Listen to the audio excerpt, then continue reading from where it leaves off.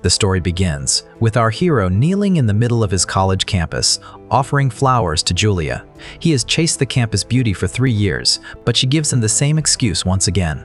"Harry, I can only be your friend right now. We can talk about dating after graduation." The students around them laugh.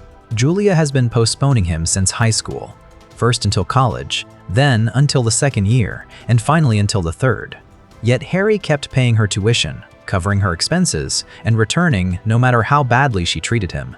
As the humiliation overwhelms him, the original Harry's consciousness disappears, and another soul enters his body. The new Harry immediately recognizes this world from a novel he once read. He is not the chosen hero. He is the wealthy villain destined to lose his family, fortune, and future to Ethan Blake. In the original story, Julia keeps using Harry's money until Ethan appears and wins her affection in only 2 weeks. Harry has no intention of following that plot. He drops the bouquet into a trash can. Alright, then we don't need to remain friends either. From today onward, we're only acquaintances. Julia freezes. Harry had always returned after every rejection, so she orders him to take back his words. When he ignores her, she reminds him that he promised to continue paying her tuition and living expenses. Harry turns around. "You rejected me, and still expect me to finance your life." Julia's friend Chloe accuses him of breaking a promise. Harry reveals that, although many things were gifts, Julia also borrowed $120,000 and promised to repay it. Julia admits her family used the money to clear their debts, but she never expected Harry to ask for it back. The crowd's attitude changes immediately. Chloe still argues with him, so Harry warns that if she continues interfering, her family's restaurant may lose far more than this argument is worth. At that moment, Ethan Blake steps forward like a hero arriving on cue. "If you have a problem with Julia, talk to me. As long as I'm here, you won't hurt her." Harry almost laughs. He tells Ethan that protecting Julia is simple: repay her debt. Ethan first calls the money a gift, but Julia is forced to confirm the truth. With everyone watching, Ethan promises to pay. Harry immediately produces a 2-month contract. If the debt is not cleared by the deadline, interest will increase every day. Ethan signs without reading carefully, desperate to maintain his heroic image. Harry hands the contract to his bodyguard and walks away, leaving Julia and the so-called chosen one trapped by their own words. That evening, Harry announces a lavish party for nearly every student on campus. Only Julia, Ethan, and Chloe are excluded. That night, while Harry entertains his guests, Julia sits at a roadside noodle stall with Ethan and Chloe. She tells herself that simple food is romantic, but the smell of old oil, the dirty tables, and splashes of soup on her hand make her miserable. Harry used to take her to luxury restaurants without ever checking the price. Ethan promises that once his future project succeeds, he will buy her a great car and take her to expensive restaurants every day. When Julia asks when that will happen, he lectures her about being too materialistic. At Harry's party, a purple-haired woman watches him from across the room.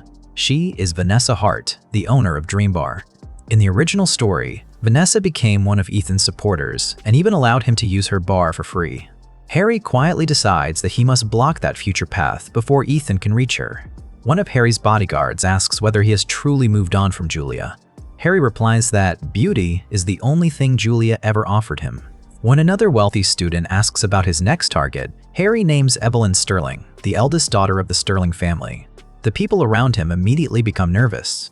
The Sterling family is even stronger than the Carters, and Evelyn is known for her dangerous temper. Harry is not worried. He remembers that in the original story, Evelyn was willing to sacrifice herself for him, even though she never received a proper chance to know the real Harry. This time, he intends to approach her before the story pushes her toward Ethan. After the party, Harry rewards his 2 loyal bodyguards, Marcus and Leo, and takes them to one of the city's most exclusive residences for dinner. They hesitate because even a simple meal there is extremely expensive, but Harry reminds them that they have protected him for years. The old Harry treated them like servants. This time, he wants them seated at the same table. The unexpected respect nearly brings tears to their eyes. Marcus and Leo were appointed by Harry's father and remained loyal even through Harry's worst behavior. Now they promise that from this day onward, Harry's command will matter more to them than their own lives. As their car leaves the residence, it passes the roadside stall where Julia is eating with Ethan and Chloe. Julia recognizes the vehicle immediately. 3 months earlier, Harry brought her to that same exclusive place where even the tablecloths and decorations were imported. On the way back, Harry stops at a luxury store. He buys expensive bags, jewelry, food, collectibles, and a giant teddy bear for his sisters. Julia happens to see him shopping and assumes the gifts are for her. Chloe confidently tells her that Harry will soon return and apologize. Instead, he loads everything into his car and drives away without even looking at Julia. Ethan pretends Harry stayed away because he was afraid of him, but Julia is no longer convinced. At the Carter mansion, Harry's mother welcomes him warmly, while his father sits in the living room reading. Before speaking to his father, Harry distributes the gifts he bought. Claire receives the designer bag and business accessories. The old Harry rarely came home unless he needed money. He treated concern as interference and believed Julia was the only person who understood him. Now, surrounded by people who ask for nothing in return, Harry feels ashamed on behalf of the body he inherited. When Harry asks for spending money, his father assumes it is for Julia and angrily refuses. Harry explains that he has ended everything with her. The entire family goes silent. His mother is delighted. His father says Harry has finally awakened and understood his own worth. Harry lowers his head and apologizes for the pain he caused them over the last 3 years. He promises that from this day onward, he will stop wasting the Carter family's trust and will help raise the entire family rather than dragging it down.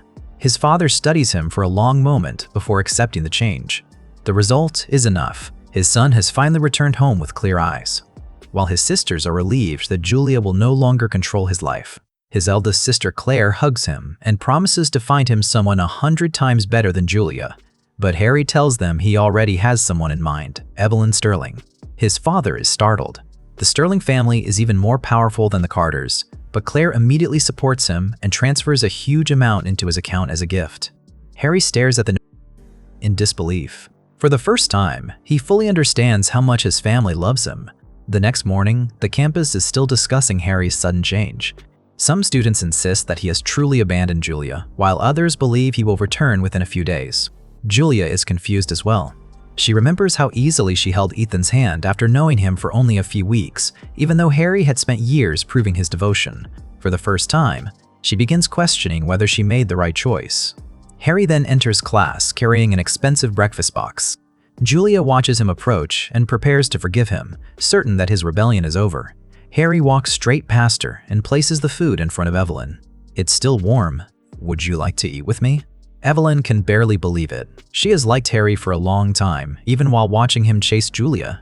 She accepts with a bright smile, while Julia sits behind them burning with jealousy. The moment is simple, but it changes how everyone sees the situation. Julia tries to convince herself that the breakfast still belongs to her and that Harry is only using Evelyn to provoke jealousy. That night, Evelyn invites Harry to dinner as thanks. When she asks why he suddenly stopped bringing food for Julia, Harry changes the subject and explains a business opportunity.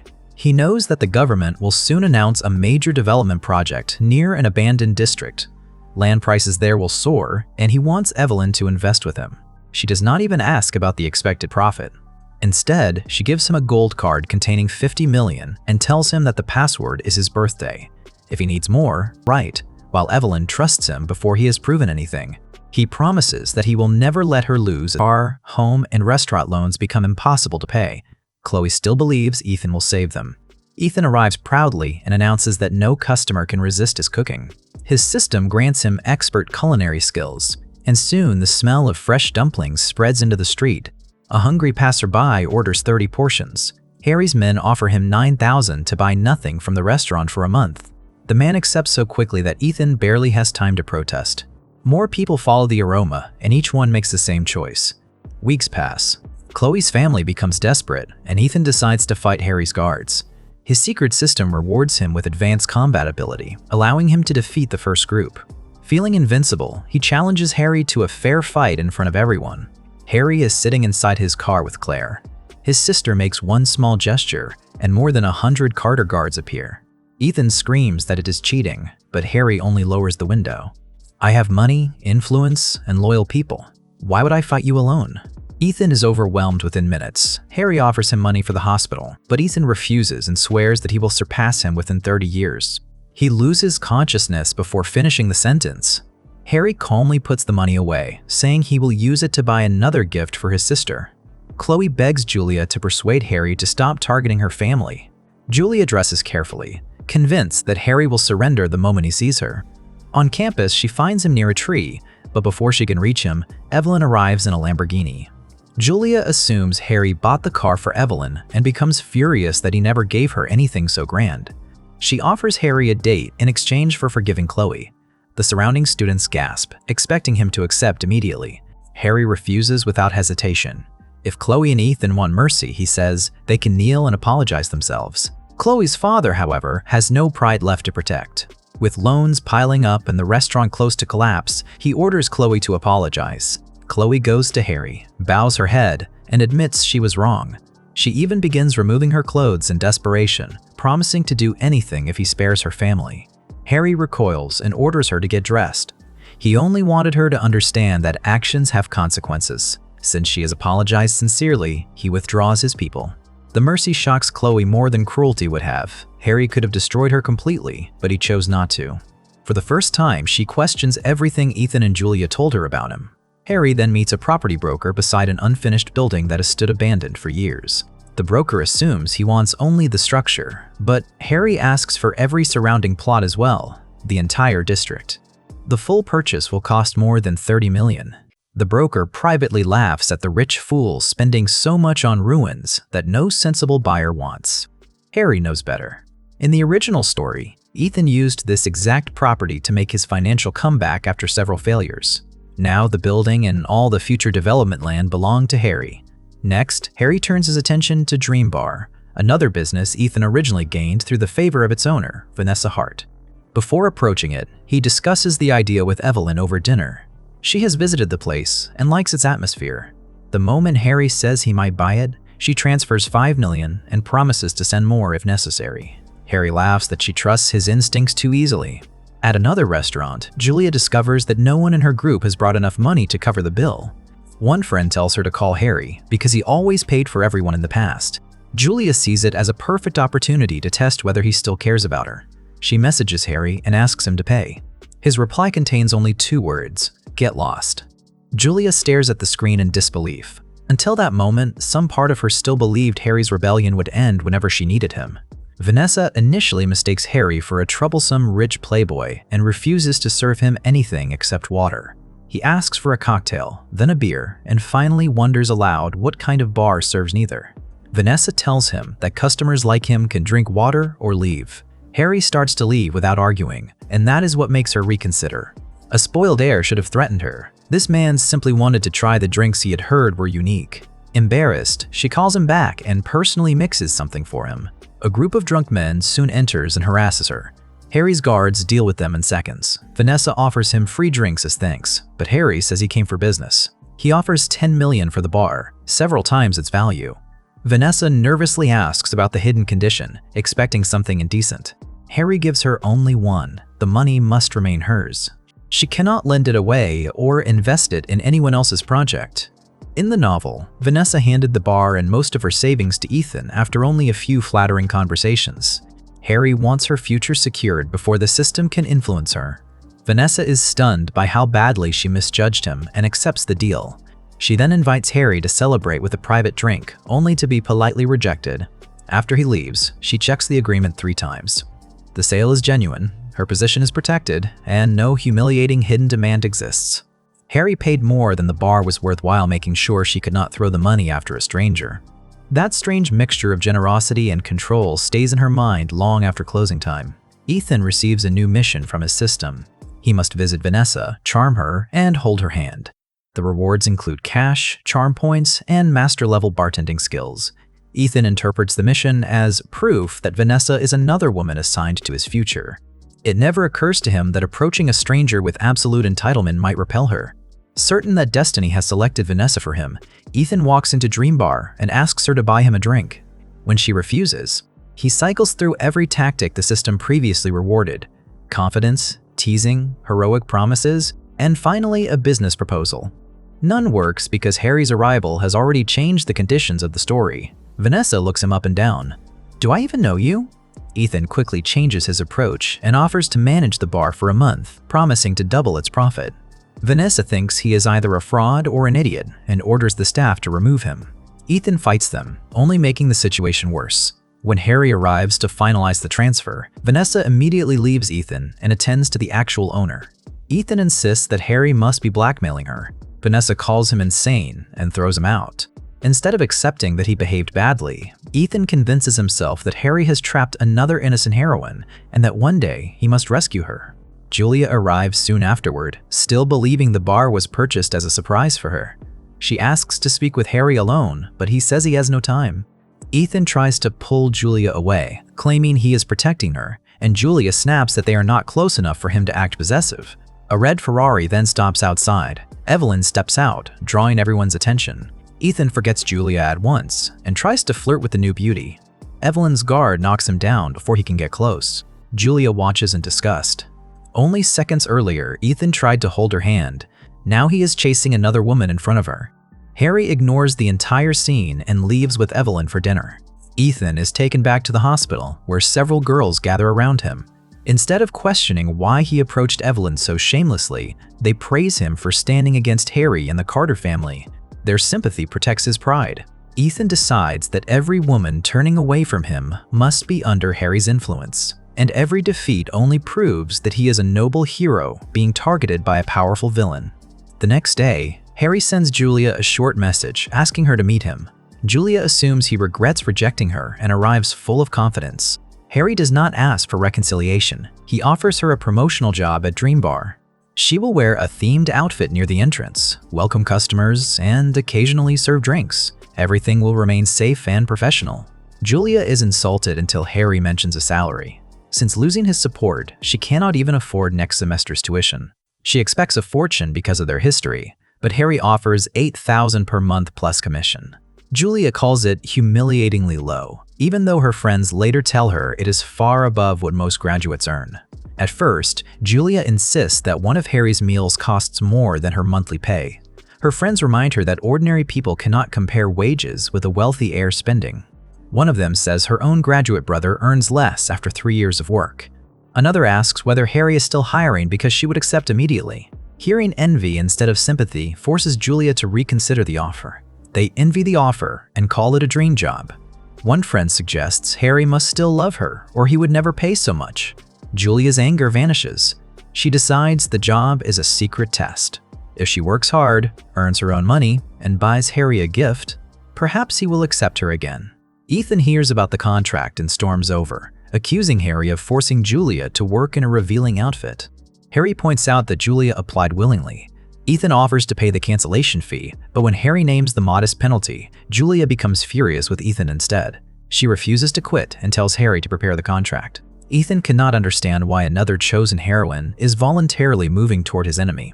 Around the same time, Evelyn brings Harry to a private showroom with his eyes covered. A vehicle waits beneath a black cloth. Harry guesses it might be a Lamborghini from the shape, but he is not prepared for what appears when he removes the cover, a fully customized, diamond-coated supercar worth a fortune. Evelyn circles the car with the excitement of someone giving a personal treasure, not displaying wealth. She selected the design, interior, and every custom detail herself. Harry is genuinely overwhelmed. In the original story, all his family's wealth was eventually left for Ethan and Julia to seize.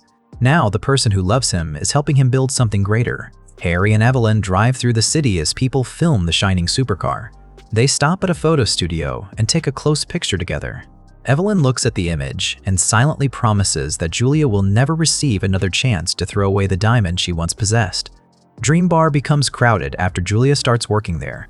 Students come just to see the former campus queen serving drinks.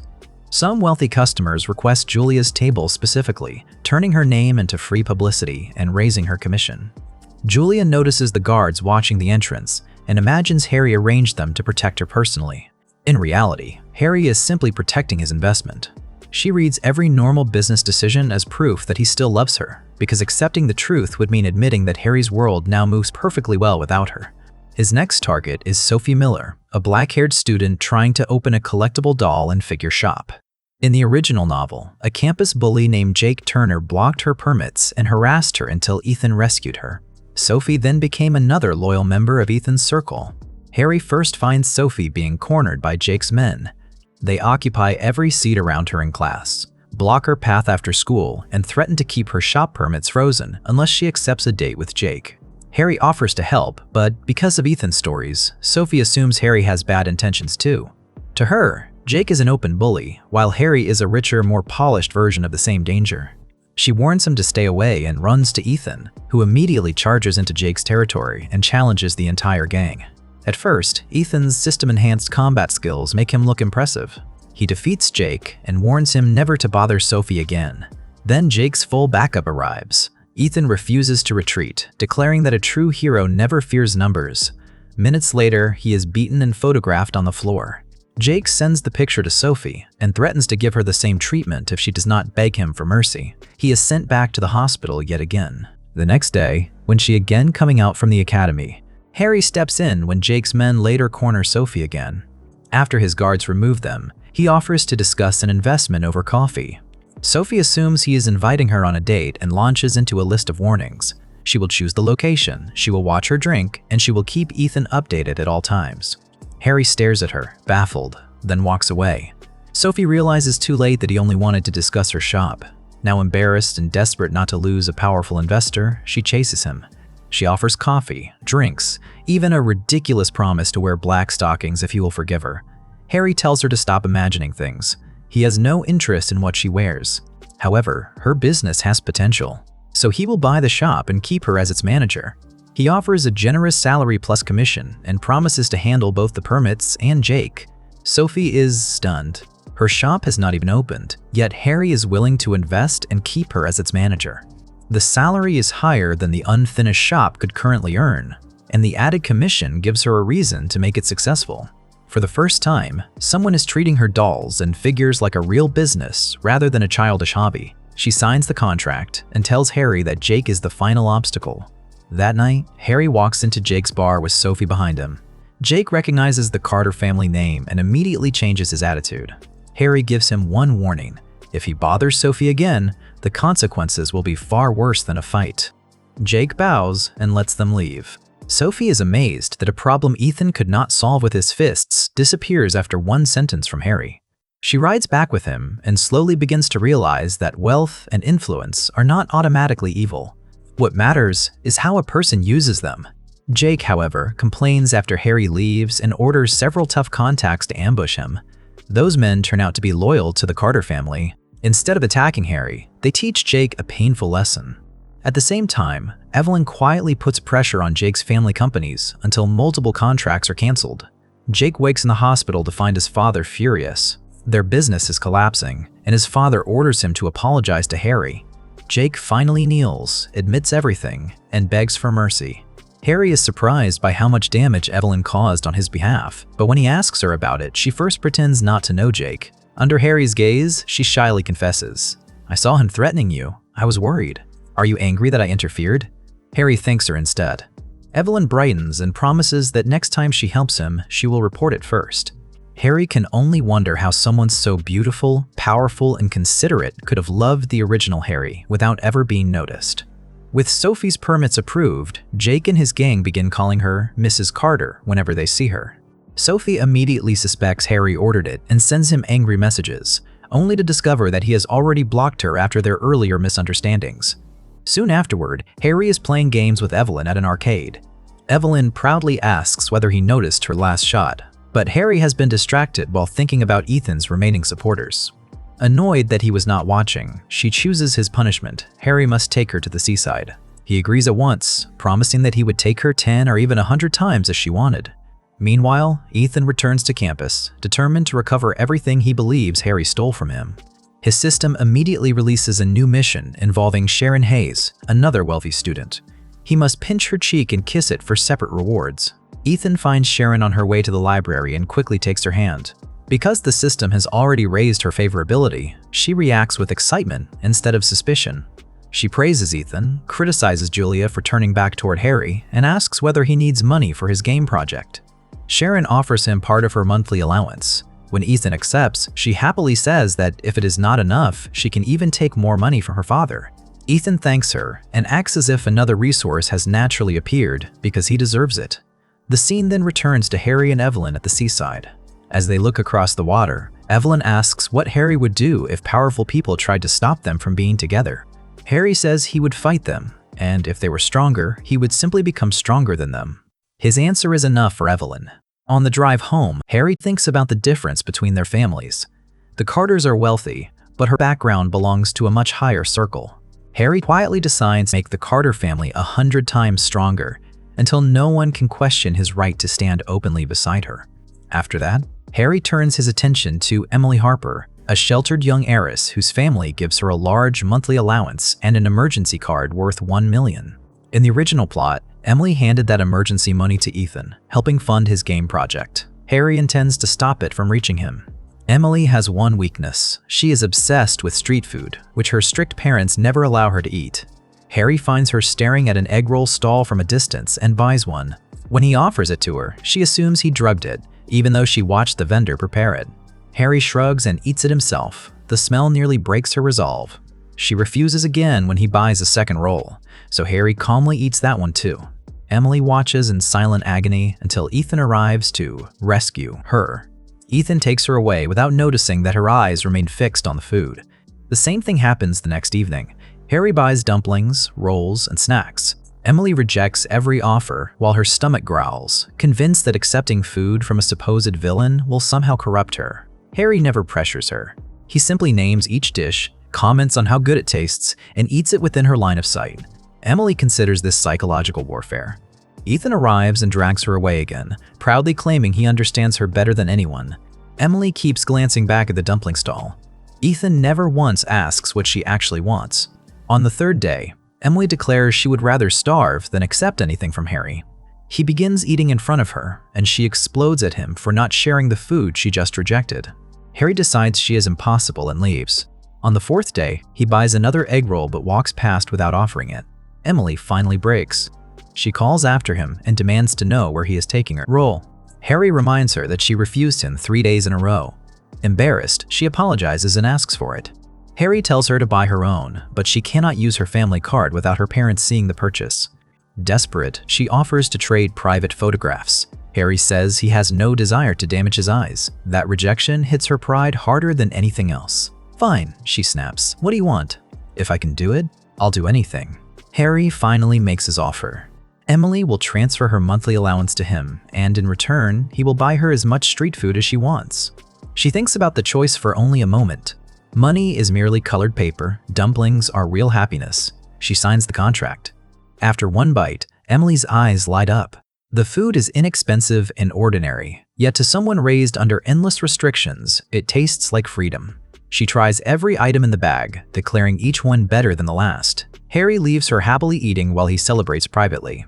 Her allowance can no longer fund Ethan's project. More importantly, Emily is starting to compare Harry's quiet understanding with Ethan's endless speeches. Ethan's rise was built from dozens of small advantages: a girl's allowance, a free venue, an owner's savings, a family contact, and a favor granted at the perfect moment. No single resource created the chosen hero.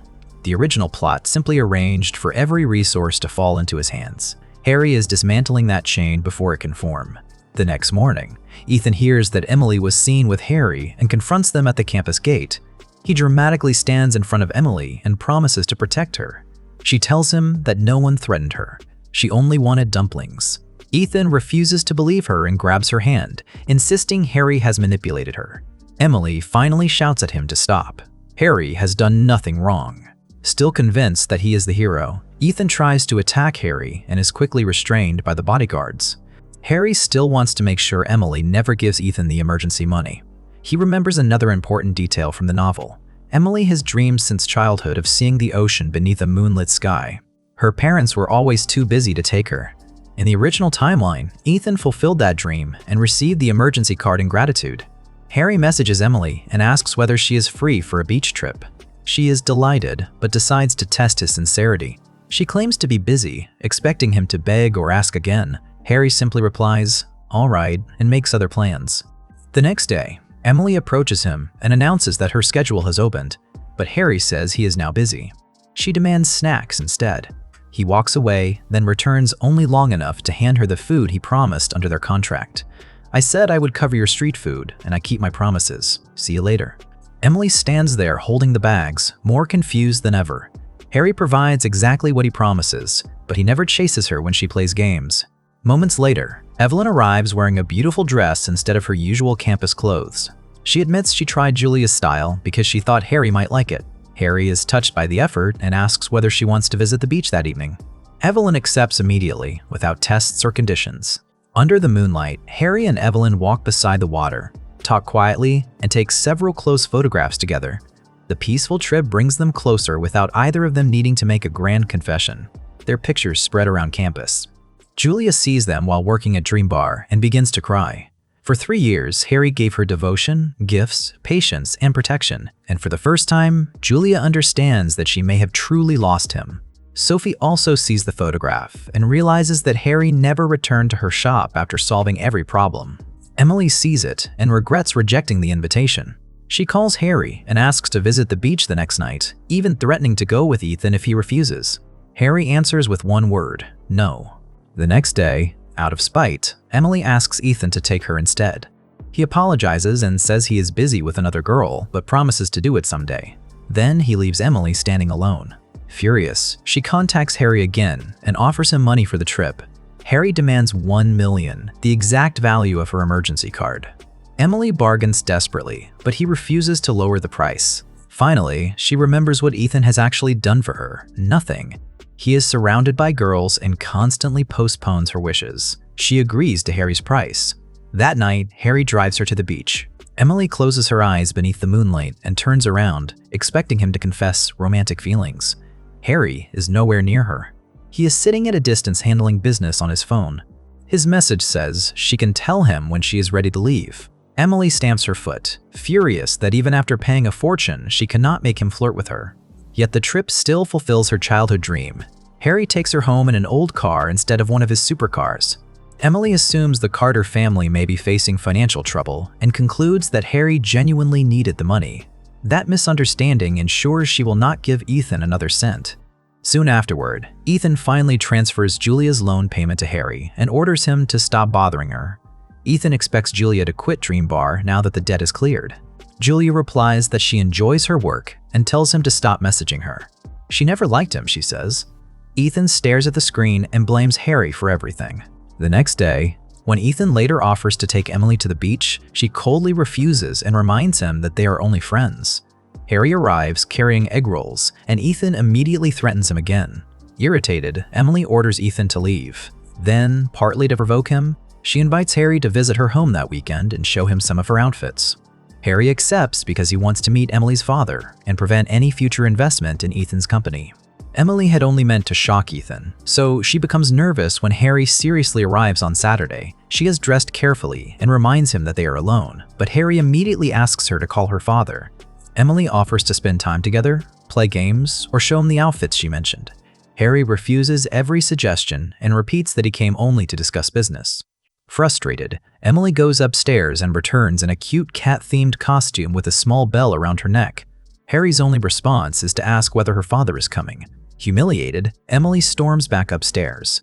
Harry contacts her father directly, and the two men begin discussing the investment Harry came to propose. Emily sits in her room clutching a stuffed toy, forced to admit that Harry may truly be loyal to Evelyn. She had called him a playboy, yet he ignored every opportunity to take advantage of her. Compared with him, Ethan's wandering attention now seems pathetic. Harry's attention now shifts to the entertainment industry. He knows that an aspiring blue-haired actress named Rachel Stone will soon become a national celebrity and use her influence to support Ethan. Harry approaches her at school and offers her the lead role in a movie he plans to produce and direct. Rachel has heard Ethan describe Harry as a dangerous playboy. She assumes the offer is merely an excuse to exploit her and refuses without reading the script. Harry anticipated that answer. His famous actress sister, Olivia Carter, arrives in a pink Lamborghini moments later. The campus erupts at the sight of her. Rachel is one of Olivia's biggest fans, so when Olivia personally asks her to reconsider, Rachel begins to waver. Then Ethan rushes in and loudly accuses Harry of using the movie to get close to women. Olivia warns him that spreading accusations without evidence can lead to a defamation case. Ethan hides behind the claim that Rachel must make her own choice. Confused and influenced by his warnings, Rachel asks for more time. Harry withdraws the offer. He has no intention of begging someone who judged him without evidence. Olivia is angry on his behalf, But Harry tells her not to waste energy on people who have already chosen what they want to believe. That evening, he introduces Olivia to Evelyn over dinner. Olivia immediately teases Evelyn about becoming her sister-in-law, turning Evelyn's face bright red. Then Harry reveals the script. Olivia reads in silence before declaring it better than many professional scripts she has received. Harry knows it will succeed because it was a major hit in the novel's future. He has brought it forward and improved its weakest parts. Olivia agrees to make a cameo, while Evelyn volunteers to finance and promote the project. Harry asks Evelyn to play the lead, but she has no interest in acting and says her family would never approve. Harry therefore announces open auditions on campus. Every student who auditions receives a small payment and free lunch, while the selected performers will earn excellent salaries. Some students apply for the free benefits, while others dream that the movie might give them a chance to meet Olivia or become famous themselves. Rachel hears that the project is real, that Olivia is participating, and that the lead role could change someone's life. She calls Ethan in panic. Ethan dismisses the production as a rich kid's temporary hobby. He promises Harry will lose interest and claims everyone involved will regret it. Rachel wants to believe him because admitting the truth would mean accepting that she threw away an extraordinary opportunity. Emily, Julia, Sophie, and several other students audition. Harry eventually chooses Taylor Quinn, a student with experience in minor television roles, as his leading actress. Taylor's friends celebrate as if she has already become a star. She has previously appeared in small television roles, and now she will lead a movie featuring Olivia's cameo. When Rachel hears that Taylor will lead a film featuring Olivia's cameo, regret hits her all at once. Taylor thanks Rachel with a mocking smile, saying she never would have received the chance if Rachel had not rejected Harry. Their argument becomes physical, leaving Rachel humiliated and furious. The painful part is not merely losing a role. Rachel realizes Harry approached her before the public auditions and before anyone knew the script's value. She answered that recognition with suspicion because Ethan told her what to think. Ethan hears that several girls from his circle have joined Harry's movie and storms away to save them. Rachel watches him rush past without noticing her pain. He once promised always to support her, yet the moment Julia, Emily, or another girl is involved, Rachel becomes invisible. She realizes that his interference cost her the role, while he does not care enough to comfort her afterward. Determined to recover something, Rachel visits the audition house. Evelyn is seated beside Harry when Rachel asks whether the original offer is still valid. Harry tells her the lead has already been filled. Rachel clasps her hands and begs for another chance, promising to follow every request. Harry offers her a contract with his entertainment company. The starting salary is low, and several conditions state that she must follow the company's instructions, including some of Harry's personal requests. Rachel becomes nervous and wonders what he might demand from her. Harry gives her 1 minute to decide. She can sign or walk away. Fearful of losing her final opportunity, Rachel signs. Harry tells her that she may earn a role in the next film if she proves herself. He also asks her to come to the Carter mansion that night for a private screen test. Taylor arrives with friends and mocks Rachel for crawling back to the man she rejected. Rachel is deeply embarrassed but says she will be there. After everyone leaves, Evelyn teasingly asks why Harry is inviting another woman home at night. Harry quietly explains his plan. Evelyn laughs and calls him far more mischievous than he looks. Before carrying it out, Harry takes Evelyn to dinner and gives her a beautiful jade pendant. She worries that it costs too much and offers to reimburse him. Harry refuses. Her gifts, trust, and support are worth far more than the pendant. He asks permission to place it around her neck. Once he fastens it, Evelyn leans forward and kisses his cheek. Tears shine in her eyes as she tells him it is her first kiss and her gift to him. Harry pulls her into his arms, and for a quiet moment neither of them needs to say anything. Late that night, Rachel arrives at the mansion. Harry gives her a costume and asks her to change for the screen test. She assumes the worst, but follows the contract she signed. When she returns, Harry turns on a camera and directs her through dramatic poses and a romantic scene. Rachel becomes increasingly nervous. When the blocking brings her close to him, Harry immediately steps back. This is acting. There is no reason for a real kiss. After several minutes, he declares the test complete and tells her she may leave. Rachel is stunned. Nothing improper happened. Harry then reveals that he intends to send selected photographs to Ethan, whose public insults embarrassed Olivia. The goal is to make Ethan believe Rachel willingly chose Harry's company. Rachel cannot decide whether the plan is childish, brilliant, or both, but she agrees. She is also forced to admit that Harry treated her more professionally than she expected. Ethan receives the pictures while walking with another girl. His face twists with rage. He gathers men from one of his admirers' families and surrounds Harry's house the next morning, accusing him of forcing Rachel into shameful acts. Rachel runs between them before the fight can begin. She tells Ethan that Harry did nothing wrong and that the photographs were taken with her consent. Ethan orders her to come to him so he can protect her. Rachel refuses. Harry casually draws Rachel to his side and tells Ethan that she spent the previous night at his home. Rachel supports the act, saying Master Carter treated her well. Ethan's phone slips from his hand. The system promised these women would admire him. Yet one after another, they now stand beside Harry. The green-haired woman who brought Ethan's backup orders an attack. Harry's guards emerge and defeat them decisively. His head guard warns the opposing family to understand its position before challenging the Carters again. That evening, Julia visits an expensive watch shop. Her months of work at Dream Bar have taught her how difficult money is to earn. She remembers accepting Harry's luxurious gifts as if they cost him nothing. With nearly all her savings, she buys him a watch and hopes it will prove that she has changed. She finds Harry and Evelyn together in class and nervously asks Harry to meet her for coffee. She says she has something for him. Harry apologizes and explains that he already has dinner plans with Evelyn. Whispers spread through the room. The campus beauty has approached Harry herself, and he has rejected her without hesitation. Julia's eyes fill with tears. Harry speaks gently but firmly. Please stop coming to me. There is nothing left between us. My present and my future are with Evelyn. Julia lowers her head and walks away. For 3 years, Harry followed her like a shadow. She never valued him until the shadow disappeared. Now she finally understands that she is too late. Evelyn watches Julia leave, then turns to Harry with a pleased smile. She announces that dinner will be her treat and promises he will not be disappointed by the surprise she has prepared.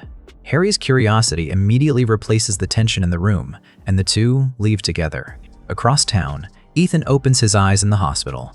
Bandages cover almost his entire body. He can barely sit upright, yet his first question is whether Julia successfully invited Harry for coffee. A purple-haired girl beside the bed tells him to worry about his own condition. He has challenged the Carter family repeatedly, lost every time, and dragged everyone around him into the consequences. Before Ethan can answer, the voice inside his mind returns. Host has failed the primary mission. Current aura level 0. System is disconnecting. Searching for the next chosen individual. Ethan panics. Light leaves his body as every borrowed ability disappears. His strength collapses, his appearance rapidly deteriorates, and the artificial favorability affecting the women around him resets to 0. The change in the room is immediate. The green-haired woman looks at Ethan as if she has awakened from a long dream.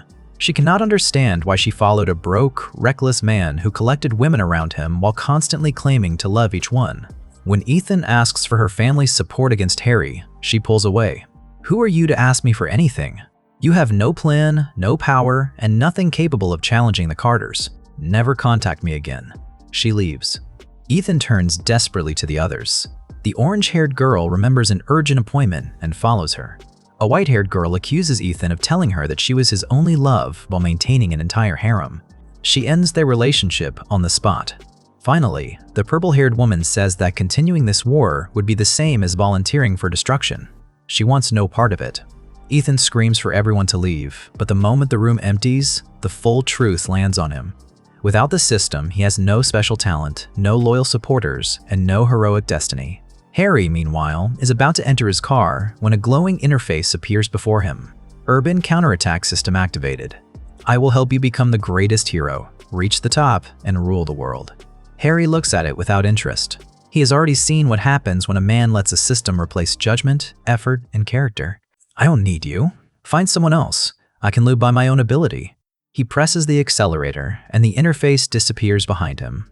That night, Harry and Evelyn return to the 5-star hotel where they have shared so many dinners. Evelyn takes a red envelope from her purse and slides it across the table. Inside are the ownership documents for the entire hotel. Harry reads them twice before looking up. Evelyn explains that they have built so many memories there that she decided to buy the place. From now on, it belongs to him. Harry refuses at first. Evelyn has already given him cars, investments, opportunities, and more trust than he thought one person could offer. An entire hotel is far too expensive. Evelyn reaches across the table and holds his hand. Then give me only one thing in return. Never leave me. Not for a day, not for an hour, not even for a moment. Money and property mean nothing beside you. Harry can no longer hide what he feels. He leans forward and kisses her. Then, looking directly into her eyes, he tells her that he wants to wake beside her every morning for the rest of his life. He wants to build his future with her, protect her happiness, and stay until his final breath. Evelyn Sterling, will you marry me? Tears run down her face as she embraces him. Her answer is yes. The scene shifts directly to 5 months later. The Carter mansion is surrounded by luxury cars and important guests because Harry and Evelyn's wedding day has arrived. Reporters gather outside, describing Harry as a famous director, entrepreneur, and businessman. Taylor steps from a Rolls-Royce as the reporter explains that Harry's film became a nationwide hit, won every major award, and turned nearly its entire cast into overnight celebrities. Then, Harry's sisters appear one after another. Claire, the eldest, is the family's steady center. Olivia is the nationally known movie star. Madison is a powerful media influencer. Grace is a formidable businesswoman, and Victoria is a celebrated technology genius. The reporters can hardly believe how much influence is concentrated in one family. The Carter guards soon shut down the cameras and politely remove the press. Evelyn belongs to a private, almost royal social circle, and her family has forbidden recording inside the ceremony. Victoria jokes that wealthy old families have endless rules, but promises that if anyone ever hurts Harry, she can make that person infamous across the entire country by morning. Claire reminds everyone that Harry no longer needs to hide behind his sisters. His film has shaken the industry, and his future achievements will be impossible to ignore. Inside, a long white corridor leads to the main hall. Harry walks forward in a white formal coat, calm and handsome. At the opposite end stands Evelyn in her wedding dress, shining beneath the lights like the center of the entire room. When they finally meet, Evelyn's eyes turn moist. She says the last 5 months felt endless and that the ceremony still seems like a dream. Harry takes her hand more tightly. This is only the beginning. You will never have to wait for me again. Whatever stands in front of us, I will face it with you. From today onward, you are my home, my future, and my whole world. Evelyn embraces him as their families applaud, and with Harry and Evelyn beginning their life together, the story finally comes to an end. And that's the happy ending, where the antagonist becomes the real hero. I love this story, so I had to share it with you all. If you enjoyed it, like and subscribe. I'm also working on the GFA story, but the character designs got a little messy. It's coming soon. Thanks for watching. Have a great day. Peace out.